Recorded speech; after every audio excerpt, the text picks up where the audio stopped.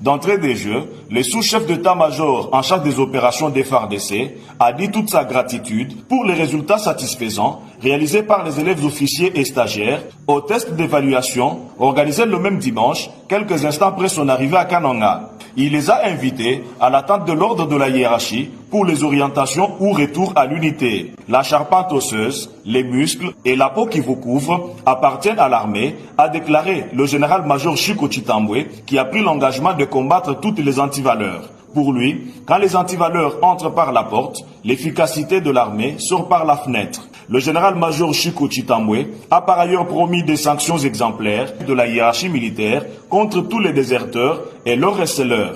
Il a été à ce propos complété par le colonel magistrat Innocent, auditeur supérieur de l'auditorat militaire de l'ex-Kasaï occidental, qui a évoqué quelques dispositions du code pénal militaire sanctionnant les déserteurs, ceux qui les poussent à la désertion et leurs receleurs. Nous sommes une grande armée. Nous devons prendre le devant dans la défense de notre pays, a renchéri ce véritable descendant de Ilunga Mbidi et dont le sang armé circule dans le veine avant de marteler. Il ne suffit pas seulement d'apprendre, il faut toujours revoir ses notes, s'entraîner, regarder l'élan, car vous êtes obligés de pérenniser la formation par les services que vous devez rendre à la nation sous le drapeau.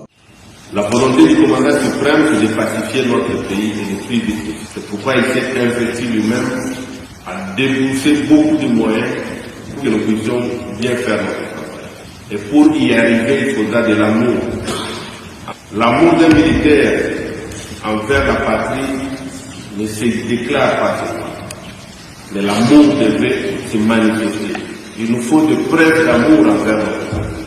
Bientôt, vous aurez le droit de décider sur certaines situations. Par vos ordres, vous aurez à tuer, à faire tuer, pour l'intérêt de la nation. Nous sommes une grande nation avec beaucoup de potentialités. Et nous sommes aussi une grande armée. Nos ancêtres ont combattu dans différents pays d'Afrique.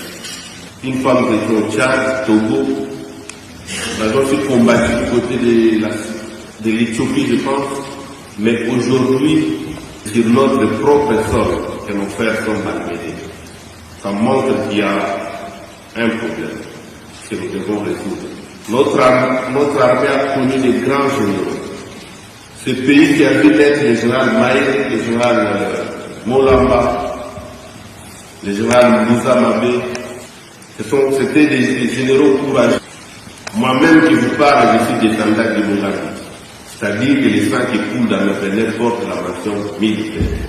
Il a en outre reconnu qu'il y a des problèmes à régler pour arriver à atteindre les objectifs de la formation. Dans leurs interventions, les participants à ce briefing ont soulevé quelques préoccupations qui ont trouvé des réponses dans la salle. Il y est de noter que le commandant secteur opérationnel Grand Kasaï, le général Massoudi Hassan Espérant, le commandant de l'académie militaire, général Pouchateo, l'auditeur supérieur du Kasaï occidental, le colonel magistrat Innocent, et le commissaire provincial de la police nationale congolaise PNC Kasaï central, le général Léon Bassa, ont pris part à ce briefing qui s'est clôturé par la visite guidée des installations de l'académie militaire de Kananga.